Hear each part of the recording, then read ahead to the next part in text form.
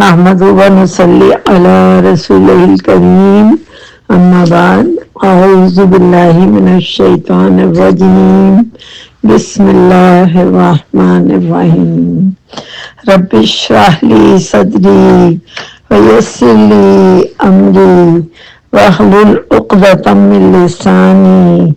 يفقهوا قولي رب زدني علما اللهم فقهني في الدين اللهم إني أسألك علما نافعا وعملا متقبلا ورزقا طيبا اللهم انفعنا بما علمتنا وعلمنا ما ينفعنا وزدنا علما آمین یا رب العالمین۔ اے اللہ، جو تو نے ہمیں سکھایا اس کے ساتھ نفع دے، اور ہمیں وہ سکھا جو ہمیں نفع دے، اور ہمارے علم میں اضافہ فرما، آمین یا رب العالمین۔ بسم اللہ الرحمن الرحیم۔ آج ہم تھرڈ جز میں نئی سورہ شروع کر رہے ہیں، سورۃ البقرہ ہماری ختمی لحظ سبق میں، جیسا کہ آپ لوگوں کو پتہ ہے، اور اللہ رب العزت ہمیں اس سورہ سے بہت کچھ سیکھنے کی توفیق دے، چونکہ ابھی تک تو زمانہ جاہلیت میں تھے نا، کہ کوئی فوت ہو گیا تو بس سورۃ البقرہ 7 بار پڑھنی ہے اس کے قبرستان میں جانے سے پہلے، تاکہ اس کی بخشش ہو جائے۔ کیا کیا ہم لوگوں نے مفروضے گھڑ رکھے تھے، استغفر اللہ۔ اللہ رب العزت ہماری ان کوتاہیوں غلطیوں کو معاف فرمائے، جبکہ سورۃ البقرہ ضابطہ حیات ہے، پوری اس کے کیا کیا چیز نہیں ہے جو اللہ رب العزت نے اس میں بیان نہیں فرما دی، اور اللہ رب العزت ہمیں ان چیزوں سے بچا کے رکھے۔ پڑھیں، اپنے مردوں کے لیے سال و ثواب کرتے رہیں، یہ ان کا حق ہے ہم پہ، لیکن یہ جو ہم نے چیزیں بنا رکھی ہیں، پلیز اگر کوئی کر بھی رہا ہے تو اسے اپنی زندگی سے نکال دیجئے۔ نہ کسی حدیث سے ثابت ہے اور نہ کسی اور ایسی دلیل کے ساتھ یہ وجہ ملی ہے کہ یہ کیا جائے، ٹھیک ہے؟ ویسے آپ خالی سورہ فاتحہ اور زندہ سورہ اخلاص پڑھ لیں، قرآن پڑھ کے بخشیں، اس سال کریں اپنے جن کے خدا نخواستہ والدین نہیں ہیں، حیات نہیں، اور آباء و اجداد ہیں، عزیز و اقارب ہیں، ہمارے پیارے ہم سے کتنی جدا ہوئے، انہیں اس سال کریں، لیکن ان چیزوں کو اپنی زندگی سے قرآن کا سفر جاری کرنے کے بعد پلیز ان چیزوں کو نکال دیجئے۔ جزاکم اللہ خیرا کثیرا۔ الحمدللہ آج ہم سورہ آل عمران شروع کر رہے ہیں، اور میں نے یہ بھی گزارش کی تھی کہ اگر سورۃ البقرہ کی آخری 10 آیات کوشش کریں کہ ایک ایک آیت کر کے اسے یاد کریں، بہت لمبی آیات نہیں ہیں، نماز کے بعد بھی پڑھا کریں، ان آیات کی بڑی فضیلت ہے۔ ویسے تو اللہ توفیق دے تو کیا ہی بات ہے، ابھی میں آپ کو فضیلت بھی بتاؤں گی، لیکن بہرحال اتنا تو یاد کریں، ٹھیک ہے؟ کوئی مشکل کام نہیں۔ اگر آپ لوگ یہ بھی کر لیں کہ آپس میں جس کی جہاں جس سے میچنگ ہوتی ہے، اپنی دوست سے ایک آیت ہفتے میں ایک آیت سنا دیں، کہ ایک آیت میں تمہیں یاد کر کے سناتی ہوں، ایک تم سناؤ، اور اس کے بعد پھر آپ جب چاہیں گروپ میں بھی سنائیں، ریکارڈنگ ڈالیں، تاکہ دوسرے بھی موٹیویٹ ہوں کہ آپ لوگوں نے یاد کر لیا تو اب ہم بھی کریں، ٹھیک ہے؟ یہ میری ریکویسٹ ہے آپ لوگوں سے، ویسے آپ لوگ جیسا چاہیں، لیکن میں چاہوں گی کہ اس سے ضرور، جنہیں اگر کچھ لوگوں کو یاد بھی ہوگی الحمدللہ، اور جنہیں نہیں یاد تو یاد کریں، ٹھیک ہے؟ آج ہم اپنے نئے سبق کا آغاز کرتے ہیں۔ لیکن سورۃ البقرہ جو ہے نا، اصول و ضوابط بتائے گئے، میں نے بتایا تھا نا کہ اس میں ممنوعات ہیں، محکمات ہیں، اور یہ ساری چیزیں ہیں، اور یہ جو ہے اس کا سٹارٹ تھا سورہ بقرہ اصول و ضوابط کا، اور سورہ آل عمران جو ہے اس کا کمپلیشن ہے ایک طرح سے، یعنی اس کا اختتام ہے۔ یہ سورہ جنگ بدر کے بعد قریبی زمانے میں نازل ہوئی۔ اس میں اور سورہ البقرہ میں بہت سملیرٹی ہے، یعنی ایک طرح سے یہ پیار ہیں، جوڑی ہیں ایک دوسرے کی۔ حروف مقطعات سے نمبر 1 کہ سورہ ال عمران مدنی سورہ 200 آیات ہیں، اس کے علاوہ سورہ بقرہ اور سورہ آل عمران کو ہم اس لیے بھی پیار کی صورت کہہ سکتے ہیں، پیار ہے کہ یہ دونوں ہی صورتوں کو الزہراوین یعنی دونوں روشن صورتیں ہیں، اور روز قیامت یہ اپنے پڑھنے والوں کے لیے، قاریوں کے لیے دو پرندوں کے جھنڈ میں، یعنی دونوں صورتیں پرندوں کے جھنڈ میں ہوں گی، صاحبان بن کر آئیں گی اور اپنے پڑھنے والوں پر سایہ بن کر سایہ کریں گی، ٹھیک ہے۔ اور خاص طور پر آپ صلی اللہ علیہ وسلم نے فرمایا الزہراوین کو پڑھا کرو۔ سورہ بقرہ کی بھی فضیلت بہت ڈیٹیل سے بتائی تھی، اب بھی بتا رہی ہوں کہ ان دونوں صورتوں کو اپنی تلاوت میں رکھا کریں، بہت بابرکات۔ ویسے تو پورا قرآن ہی برکت والا ہے، لیکن ان دو صورتوں کی بہت فضیلت ہے، اور جس نے اسے یاد کر لیا تو کیا ہی کہنے۔ اور پھر ان صورتوں کی سب سے بڑی خوبی یہ ہے کہ یہ اللہ کریم کی بارگاہ میں ہمارے لیے سفارش کریں گی، یعنی اپنے پڑھنے والوں کے لیے، ان کے لیے جو ان صورتوں کو خصوصاً اور قرآن پاک کی تلاوت بھی کرتے ہیں اور ان صورتوں کی بھی،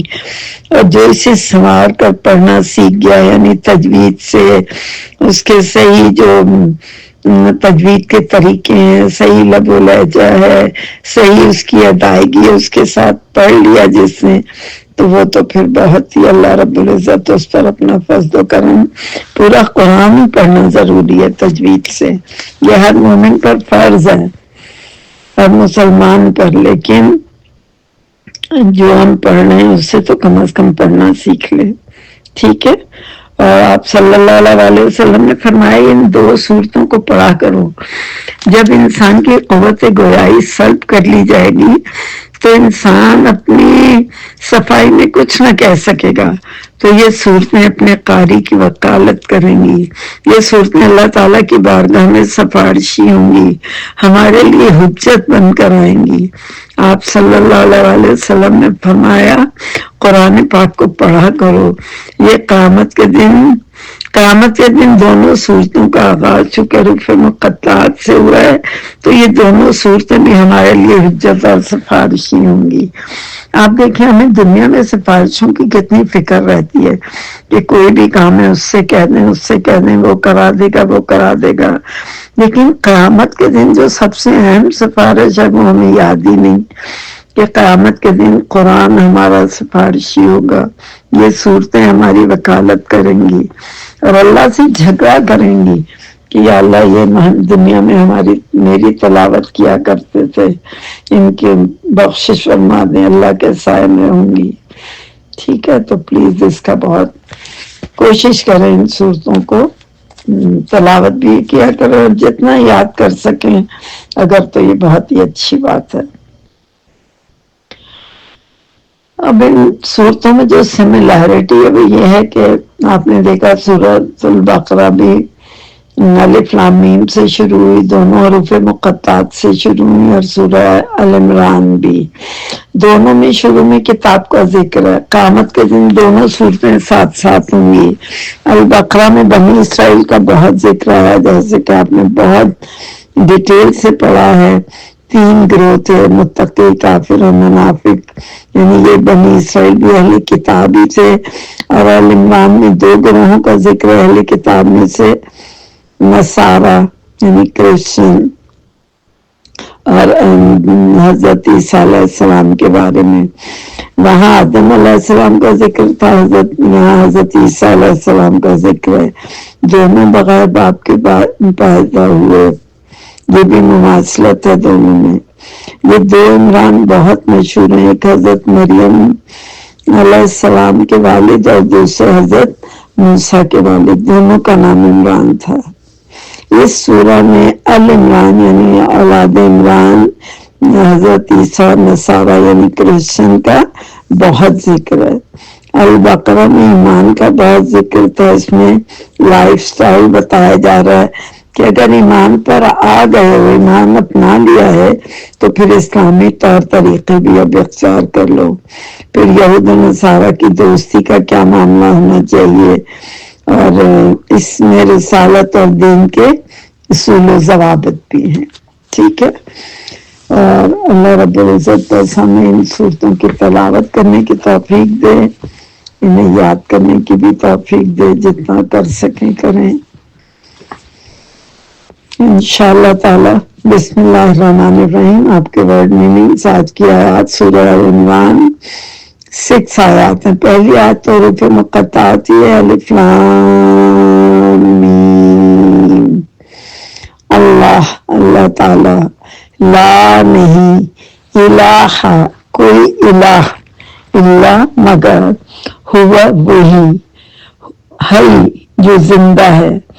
هو الحی القیوم جو زندہ ہے جو قائم ہے، نزل اس نے نازل کیا،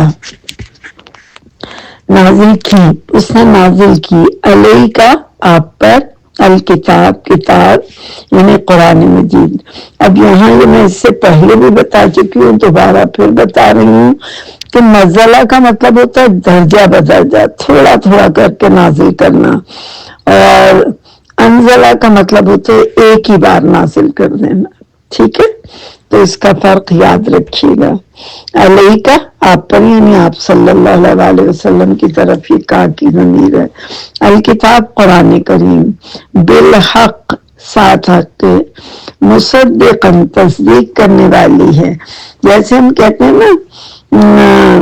مفسر تفسیر کرنے والا، اسی طرح تصدیق کرنے والا، واسطے اس کے لما واسطے اس کے جو، بین یدیہ اس کے سامنے ہے، یعنی درمیان ہے ہاتھوں کے۔ یہ بات بھی کافی بار بتا چکی ہوں کہ بین یدیہ جہاں بھی آئے گا کہ اس کے سامنے، یدیہ ہی بھی ہے تو اس کے سامنے ہے، تو اس کے سامنے کا مطلب ہے کہ ایک چیز ہمارے سامنے موجود ہے، ٹھیک ہے؟ اور آگے چونکہ یہ تو یہ ماضی سے پہلے کی بات ہے، یعنی جب بھی بین یدیہ کا ذکر آئے گا کہ سامنے ہاتھوں کے، تو یہ ماضی کی بات ہوتی ہے یا مستقبل کی۔ اب بین یدیہ کا مطلب ہے یعنی اس سے پہلے، ماضی کی بات ہو رہی ہے، اس سے پہلے ہے، یہ بھی اس کا ترجمہ ہے۔ وَأَنزَلَ اور نازل کی اس نے، یعنی ایک دم نازل کرنا، ایک ہی بار اتارنا، جسٹ ون ٹائم، ٹھیک ہے؟ التورات تورات، والانجیل اور انجیل، من قبل اس سے پہلے، ہدن ہدایت ہے، للناس لیے، اور الناس لوگوں کے لیے، وانزل اور اس نے نازل کیا، الفرقان یعنی قرآن، ٹھیک ہے؟ تو فرق کرنے والی کتاب۔ ان الذین بے شک وہ لوگ، کفروا جنہوں نے کفر کیا، بآیاتی ساتھ آیات کے، اللہ کی، اللہ کے اینڈ پر جو زیر ہے اس کا مطلب بتا رہا ہے کہ اللہ کی، لاہم لا لیے ہم ان کے لیے، عذاب عذاب ہے، شدید یا سخت،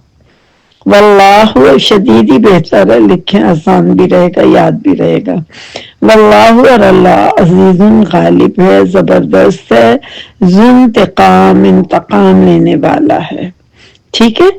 ذو زازی یہ مرکب اضافی ہے تو اس میں نہ آپ پڑھیں، لیکن ذو زازی کا یاد رکھیں کہ ان کا معنی ہوتا ہے والا، ٹھیک ہے؟ ان اللہ بے شک اللہ تعالی، لا نہیں، یخفا پوشیدہ، مخفی چھپنا کسی چیز کا، خفیہ بھی ہم بولتے ہیں، ٹھیک ہے؟ خافا واو بھی اس کا روٹ ورڈ ہے، علیہ اس پر، شیئن کوئی چیز، اب کوئی کا معنی کہاں سے آ گیا کہ چونکہ یہ اسم ہے اور تنوین ہے تو اس کا مطلب ہے کوئی یا ایک، ٹھیک ہے؟ تو کوئی چیز، فی الارض زمین میں، فی میں الارض زمین، ولا اور نہ، نہیں نہ، فی میں السماء یا آسمان میں۔ اب دیکھیں جب قرآن پڑھ رہے ہوتے ہیں نا ہم، تو ہم یہ جو لا ہوتا ہے اسے کبھی کبھی چھوٹا کر دیتے ہیں، لا، تو اس کا معنی البتہ ہو جاتا ہے، اگر صرف لا ہے تو اس کا معنی البتہ ہے، جیسا کہ ابھی گزرا ہے یہاں پر لا، تو لیکن اگر لا ہے اس کے ساتھ الف بھی لگا تو اسے پوری اس کی ادائیگی کریں، لا تو اس کا معنی نہیں، ٹھیک ہے؟ تو یہ بات ضرور یاد رکھیے گا، یہ غلطی اکثر میں نے دیکھا ہے تلاوت میں کرتے ہیں اور یہ بہت گناہ ہے، معنی ہی بدل جاتے ہیں۔ فی الارض زمین میں، بلا فی الارض اور نہ میں، السمائی آسمان میں، هو الذی وہ اللہ، الذی وہ ذات ہے، یصورکم وہ صورتیں بناتا ہے، کون تمہاری، ٹھیک ہے؟ یا مصور، المصور اللہ تعالیٰ کی صفت بھی ہے، فی الارحام رحموں میں، رحم کی جمع ارحام ہے، کیفا جس طرح، یشاء وہ چاہتا ہے، لا نہیں ہے، الہ کوئی الہ، الا مگر، ہوا وہی، العزیز جو زبردست ہے، الحکیم جو حکمت والا ہے۔ صدق اللہ العظیم۔ یہ ہماری آج کی آیات کے ورڈ میننگ سے۔ بسم اللہ الرحمن الرحیم۔ آج کی آیات کی تفسیر، انٹروڈکشن جو ہے وہ میں نے پہلے ہی آپ کو اس سورہ کا بتا دیا بہت ڈیٹیل سے، ٹھیک ہے؟ اب ہم آیات کی تفسیر دیکھ لیتے ہیں۔ بسم اللہ الرحمن الرحیم۔ سورہ آل عمران کی فضیلت۔ رسول اکرم صلی اللہ علیہ وسلم نے فرمایا، دو جگمگانے والی سورتیں یعنی سورۃ البقرہ اور سورہ آل عمران پڑھا کرو، یہ قیامت کے دن بادلوں کی طرح آئیں گے اور پڑھنے والے کے حق میں سفارش کریں گے، یعنی سایہ بھی کریں گی اور سفارش بھی۔ اس سورہ کا نام آل عمران اس مناسبت سے ہے کہ اس میں خاندان عمران کے برگزیدہ اشخاص، مریم علیہ السلام کی والدہ، حضرت عیسیٰ علیہ السلام، یحییٰ علیہ السلام وغیرہ کا ذکر تفصیل سے ہوا ہے۔ آیت نمبر 1 جو ہے یہ الف لام میم یعنی حروف مقطعات ہیں، یہ آپ لوگوں کو اچھے سے پتا ہے۔ اور اس کے بعد جو آیا فرمائی گئی کہ اللہ لا الہ الا هو الحی القیوم، یعنی اللہ وہ ذات ہے جو حی اور قیوم، یعنی اللہ تعالیٰ کی صفات ہیں، یہ ان اسماء الحسنی میں سے جن میں اللہ تعالیٰ کا اسم اعظم ہے اور ان کے ذریعے ہر مانگی ہوئی دعا قبول ہوتی ہے، یا حی یا قیوم۔ ویسے بھی بہت ساری ہم دعائیں بھی پڑھتے ہیں نا، یا حی یا قیوم برحمتک استغیث، اے زندہ اور قائم رہنے والے ہماری فریاد سن لے۔ تو یہ بہت خوبصورت دعائیں چھوٹی چھوٹی۔ پھر آیت نمبر 3، قرآن کریم آسمانی کتاب ہے، جیسا کہ فرمایا گیا کہ اس نے آپ صلی اللہ علیہ وسلم پر سچی کتاب اتاری جو پہلی کتب کی تصدیق کرتی، اور اسی نے اس سے پہلے توراۃ اور انجیل اتاری، ٹھیک ہے؟ تو یہ جو ہے یعنی اس سے پتہ چلا کہ قرآن مجید اللہ رب العزت نے محمد صلی اللہ علیہ وسلم پر حق کے ساتھ نازل کیا، یہ قرآن برحق ہے، اس میں کوئی شک و شبہ کی گنجائش نہیں، یہ اللہ تعالیٰ نے اپنے پاس سے نازل کیا ہے، اس پر فرشتے بھی گواہ ہیں، اور سچ پوچھیں تو اللہ تعالیٰ ہی کی گواہی کافی ہے، اللہ کی گواہی کے بعد کسی گواہی کی ضرورت ہی نہیں۔ قرآن کریم میں پہلی تمام آسمانی کتب کی تصدیق موجود ہے جو اللہ تعالیٰ کے خاص بندوں انبیاء کرام پر اتاری گئی، اور پہلی آسمانی کتب بھی قرآن کریم کی سچائی پر دلالت کرتی ہیں، یعنی توراۃ اور انجیل، ان پر ایمان رکھنا بھی ہمارے ایمان کا حصہ ہے، کیونکہ ان میں قرآن مجید کی بشارت موجود ہے اور قرآن میں ان کی صداقت موجود ہے۔ اللہ تعالیٰ نے ان کتب میں خاتم الانبیاء صلی اللہ علیہ وسلم کے بھیجنے کا جو وعدہ فرمایا تھا وہ بھی پورا کر دیا۔ پھر آیت نمبر 4 میں اب یہاں ایک جو منکرین قرآن ہیں، جو آپ صلی اللہ علیہ وسلم کو کبھی کہتے تھے کہ یہ معاذ اللہ کے جادوگر ہیں اور اپنے پاس سے گھڑ لیا ہے، وہ اس بات کو ماننے پر ہی تیار نہیں تھے، تو آیت نمبر 4 میں ان کے لیے بہت وارننگ دی جا رہی ہے انہیں کہ جو گزشتہ لوگوں کی ہدایت کے لیے تھی، اور اسی نے فرقان قرآن مجید اتارا، یعنی وہ پہلی کتابیں جو ان سے پہلے والے لوگوں کے لیے ہدایت کے لیے آئی تھی، ہدایت کا سرچشمہ تھی، اور اللہ رب العزت نے بے شک لوگ اللہ کی آیات کا جنہوں نے انکار کیا تو انہیں جو ہے سخت سزا ملے گی، اور اللہ زبردست انتقام لینے والا، یعنی 4 آیا میں یہ ان کے لیے ایک انتباہ ہے، وارننگ ہے کہ اللہ کی آیات نہ ماننے والوں کے لیے سخت ترین وعید ہے، جنہوں نے ضد اور تعصب کی وجہ سے قرآن کو نہیں مانا، قیامت کے دن ان کی سخت پکڑ ہوگی، اور ایسے لوگ انتہائی ہولناک عذاب میں گرفتار ہوں گے۔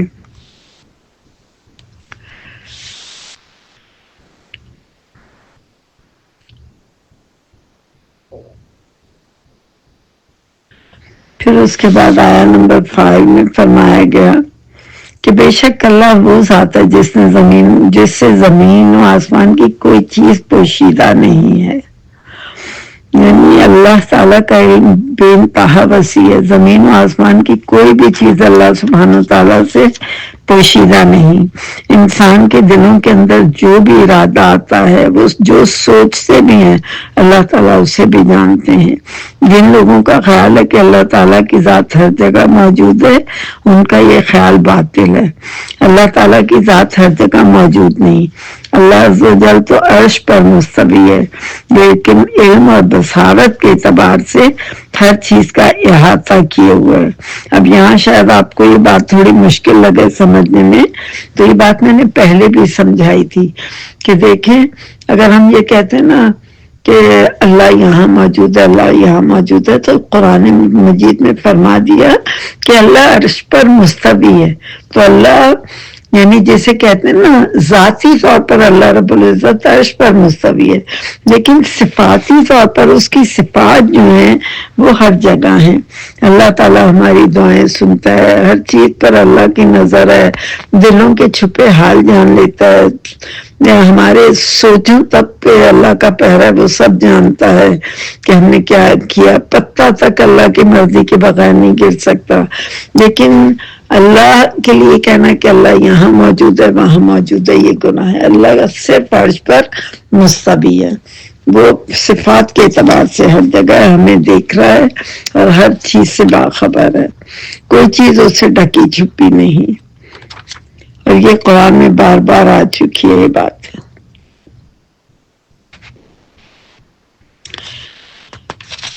پھر 6 آیا میں رحم مادر میں بتایا جا رہا ہے کہ تخلیق، کہ اللہ وہ ہے جو رحم مادر یعنی ماں کے پیٹ میں جس طرح چاہتا ہے تمہاری صورتیں بناتا ہے، اس کے سوا کوئی سچا معبود نہیں، وہی غالب العزیز اور حکیم، غالب اور حکمت والا ہے۔ اب یہاں یہ بات فرمائی جا رہی کہ اللہ عز و جل ہر مادہ کے رحم میں جیسی چاہتے ہیں صورتیں بناتے ہیں، خوبصورت، بدصورت، مذکر، مؤنث، نیک بخت، بد بخت، کامل یا ناقص، سب اللہ تعالیٰ ہی بناتے ہیں۔ اس پوری کائنات میں سے کوئی بھی شخص مچھر کا ایک پر بھی نہیں بنا سکتا۔ آپ کو پتہ نا کہ قرآن میں کتنی بار اللہ رب العزت نے چیلنج کیا کہ اگر تمہیں اتنی اپنی فصاحت و بلاغت پر ہے تو کوئی ایک صورت ہی بنا لاؤ، یعنی ایک قرآن کی ایک آیت ہی بنا لاؤ، لیکن آج تک نہ کوئی یہ چیلنج قبول کر سکا اور نہ کبھی کر سکے گا۔ اسی طرح کوئی بھی تخلیقی بن ایک مکھی بھی، سائنسدان کے ان کے پوری جماعت اکٹھی ہو جائے تو کچھ نہیں بنا سکتے، تو پھر اللہ عز و جل کے علاوہ کسی دوسرے کی عبادت کیسے ہو سکتی ہے؟ اللہ کے سوا کوئی معبود برحق نہیں، وہی زبردست ہے، اور اس کا ہر حکم جو ہے وہ حکمت پر مبنی ہے، یعنی اللہ تعالیٰ کی ہر بات حکمت پر مبنی ہے۔ کوئی چیز ایسی نہیں، دیکھیں ہم بعض اوقات ہماری فطرت ہے کہ کوئی پریشانی آئے، کوئی صدمہ آ جائے، کوئی نقصان ہو جائے، تو ہم بے ساختہ کہتے لو ہم ہی ملے تھے، ہمارے ساتھ ایسا ہو، یہ سخت گناہ کی باتیں ہیں۔ اللہ کی ہر کام میں مصلحت ہے، کوئی نقصان بھی ہے تو اس میں مصلحت ہے، اور اگر اللہ رب العزت نے نوازا جو ہے تو اس میں بھی مصلحت میں مبنی ہے۔ ہمیں نہیں وہ چیزیں پتہ ہوتی جو اللہ رب العزت جانتے ہیں۔ ظاہر ہے اللہ کے علم سے بڑھ کر کس کا علم ہو سکتا ہے، تو لہٰذا یہ اس طرح کی باتیں بھی اپنی زندگی سے نکالیں۔ کبھی کوئی فوت ہو جاتا ہے تو ہم کہتے ہیں لو ہم اللہ نے ہم سے انہیں لینا تھا، کوئی اور نہیں ملا، یہ سخت گناہ کی باتیں ہیں۔ ہم اللہ سے کیا جھگڑا کر سکتے ہیں؟ وہی رب کائنات ہے، جب وہ دے سکتا ہے تو لینے کی بھی پوری قدرت رکھتا ہے۔ ہر چیز اس کی ہے، کیا مال کیا ہماری جانیں۔ بات کر رہے ہیں ہم، سانس بند ہو جائے، اللہ رب العزت مالک ہے، وہ جیسا چاہے کرے، کون روک سکتا ہے؟ زمین و آسمان، یعنی حضرت لقمان نے اپنے بیٹے سے کہا تھا نا کہ دیکھو اگر پہاڑ کی اندر کی تہہ میں بھی جا کے کوئی بات کرو گے تو اللہ رب العزت اس سے بھی واقف ہے، تو اس سے کوئی چیز چھپی ہوئی نہیں۔ تو لہٰذا یہ ہر مومن کا ایمان کامل ہے کہ اللہ رب العزت عزیز بھی ہے، حکیم بھی ہے، بصیر بھی ہے، وہ سب جانتا ہے، کوئی چیز اس سے چھپی ہوئی نہیں۔ ہمارے دلوں میں مخفی راز، ہماری سوچیں، ہماری نگاہوں کا چل ادھر ادھر پھرنا، وہ سب پتہ ہوتا ہے اللہ رب العزت کو کہ بندے کی اس وقت کیا نیت ہے۔ تو لہٰذا ان آیات پر بہت غور بھی کیا کریں، اور بہت اسی لیے آپ کو مختصر کر کے تفسیر بھی بتائی جاتی ہے تاکہ آپ لوگ اسے سنیں اور پھر اتنا ہلکے ہلکے سمجھنے کی کوشش کریں کہ قرآن پاک ہم سے کیا کہہ رہا ہے، ہمارے عمل میں کیا بات آنی چاہیے۔ جزاکم اللہ خیرن کثیرا۔ اللہ تعالیٰ آپ لوگوں کو عافیت سے رکھے اور آپ کے علم میں اضافہ فرمائے، آمین یا رب العالمین۔ السلام علیکم ورحمۃ اللہ وبرکاتہ۔